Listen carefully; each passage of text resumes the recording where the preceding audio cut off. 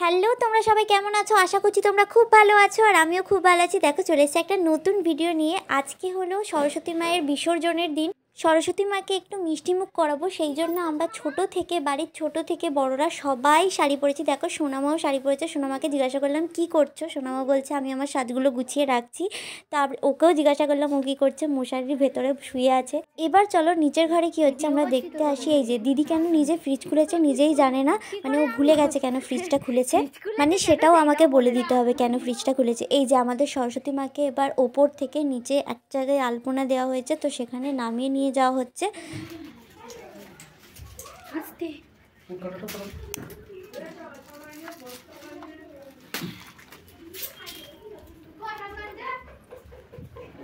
নিয়ে যেতে গিয়ে দেখি যে সোনামা ছবি তোলা আরম্ভ করে দিয়েছে, মানে পোজ দেওয়া শুরু করে দিয়েছে। তো ওকে পেরিয়ে আমরা সরস্বতী ঠাকুরকে রাখলাম ঠিক জায়গাতে। দেখো এই যে পোজ দিয়ে দাঁড়িয়েই আছে। এই যে তিথি আলপনাটা দিয়েছে বলে ও আবার সকলকে শোনাচ্ছে যে কে দিয়েছে আলপনাগুলো, কি অবস্থা। এবারে তোমরা আমার সোনামাকে দেখে ভাববে যে ও একটা রিলস বানাচ্ছে, কিন্তু না, ও মা সরস্বতীর ছবি তুলছে। দেখো নেচে নেচে কেমন মা সরস্বতীর ছবি তুলছে। সব জোগাড়জাটি হয়ে গেছে, সেই জন্য আমি ভাবলাম একটু ডান্স করা যাক। চলো তোমরাও আমার সাথে একটু ডান্স করে নাও ব্লগটা দেখতে দেখতে।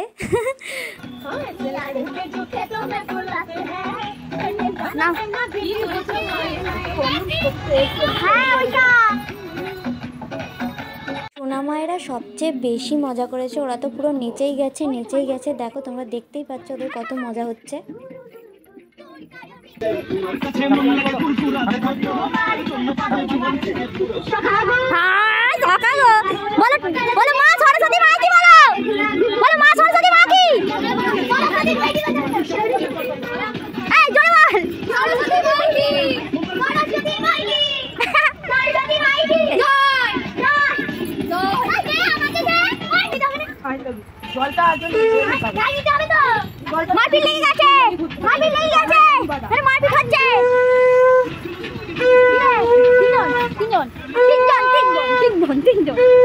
এই যে রিচুয়ালসগুলো শুরু হয়ে গেছে, মা দিদিরা সবাই মিলে করতে শুরু করে দিয়েছে। তো তারপরে এই রিচুয়ালসটা করেই তারপরে দিদি ফার্স্টে মিষ্টিমুখ করাবে মা সরস্বতীর।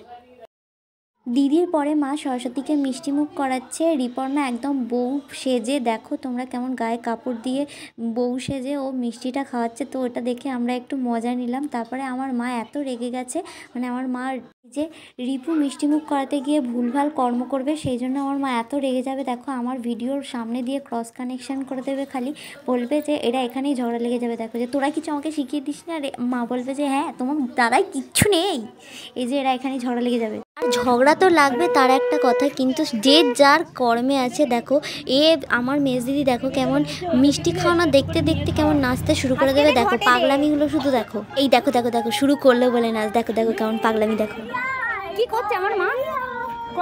আর আমার মেজ দিদির নাচটা দেখে তোমরা কেমন এনজয় করলে সেটা কিন্তু জানাতে ভুলে যেও না। আর একটা কথা বলি যে ভিডিওটা কিন্তু কেউ স্কিপ করে দেখো না, কারণ কি এখানে অনেক অনেক কথা আছে, মানে আমাদের নিজেদের মধ্যে কনভারসেশন আছে যেগুলো খুবই হাসির।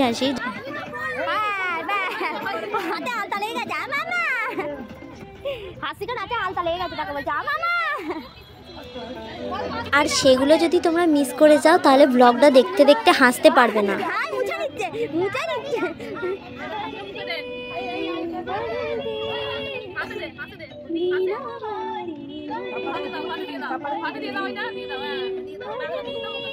আর এখানে একজন বসে আছে মিউজিকের ডিপার্টমেন্টে, সে ভাবছে যে কখন এদের কাজ মিটবে আর কখন বিসর্জনটা করবো আর কখন আমি কাজে চলে যাব ছুটে ছুটে।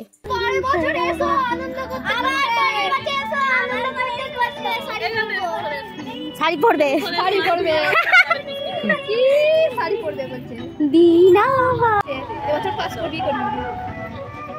ভালো করে পড়লে তবে তো পাস করবি।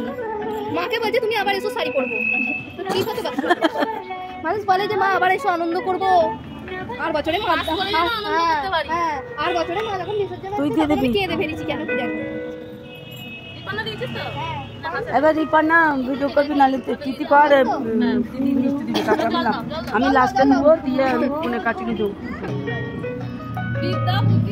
শোন না খালি মাথাগুলো টেকি দে না।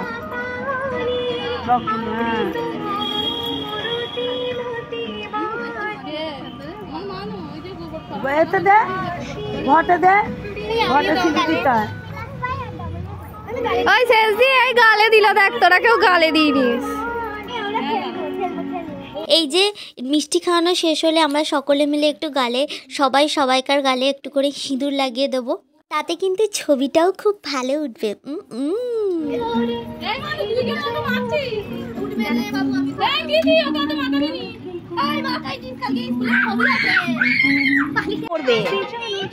জুতোটা পরেই আর চলে গেছে পাগলা কোথাকার, আমার সামনেই খুলছে। আরে ও দেখ জুতোটা তো ঘরটা নিয়ে তো জুতোটা পরতে পারে।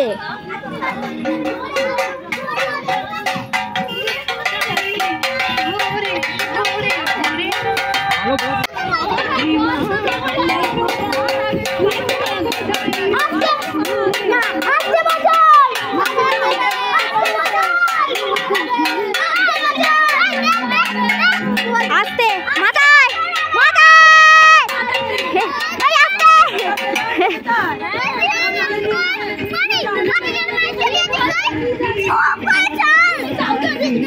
এই যে আমরা যাব ঠাকুর বিসর্জন করতে অনেকটাই দূরে, মানে থানার পুকুরে যাব আমরা।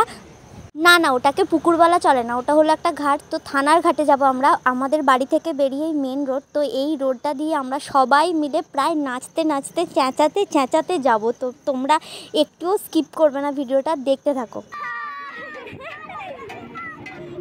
আমি জানি এই ভিডিওটা একটু অন্ধকার হয়েছে, কিন্তু তোমরা কথাগুলো শুনতে থাকো, তোমরা শুধু হাসবে। হ্যাঁ সাবধানে মানু, একদম রাস্তার ধারে যেন চলে যাবি না। আবার বলছি, হ্যাঁ সরস্বতী মা কি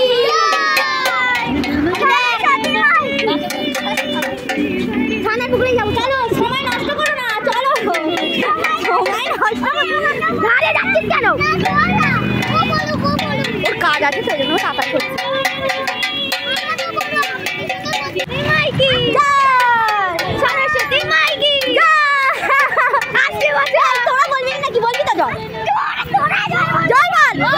এই যে আমার দিদি চেঁচালো, তোমরা ভাবলে যে যেন রাস্তার মাঝখানে চলে যাচ্ছি সেই জন্য চেঁচালো, কিন্তু তা নয়। আমার দিদির এইখানটা খুব ভয় পায়, মানে যেখান দিয়ে এখন যাচ্ছি সেখানটা খুব ভয় পায়, সেই জন্য আমাদের সকলকে চেঁচিয়ে বলল যে হরে কৃষ্ণ বল, হরে কৃষ্ণ বল, হরে কৃষ্ণ বলতে বলতে চল। আস্তে সাবধানে, আস্তে বাঁচো। ও থানায় ঢুকে যাচ্ছে, থানায়ও ঢুকে যাচ্ছে। কাছাকাছি চলে এসেছি, সেই জন্য আমার মেজদিদি এত এক্সাইটেড হয়ে যাবে, সেই জন্য এত জোরে ছুটে একদম নিয়ে যাবে, একদম সরস্বতী ঠাকুর পড়ে যেতে যাবে। ভাগ্যিস আমার বড়দিদি ছিল। ও ভাবছে আমি হড়হড় করে নিয়ে মনে ঠাকুরকে চলে যাও। ভাই ও মনে হয় ঘরটা গিয়ে আগে বিসর্জন দিয়ে দিবে, তাড়াতাড়ি বিসর্জন দিয়ে। আর ও ভাবছে ওইটা ঘাট রে, ছুটি নাস।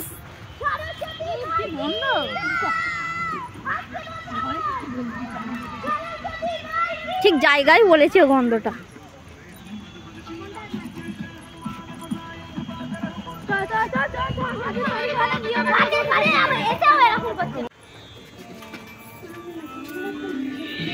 একাই চালি ফেলেছে।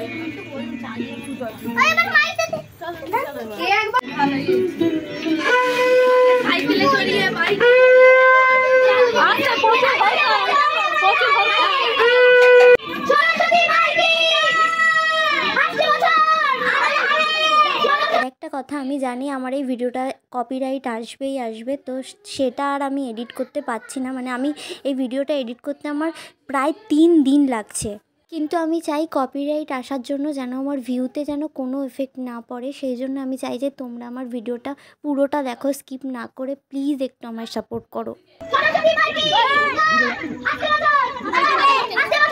আর এই ঘাটটা এত স্লিপি, মানে মনে হচ্ছিল যে পড়ে যাবে, সেই জন্য দুটো দিদি ওকে চাপ করে ধরেছিল যাতে না পড়ে যায়। আর ঘাটটা যতই স্লিপি হোক কিন্তু খুব সুন্দর।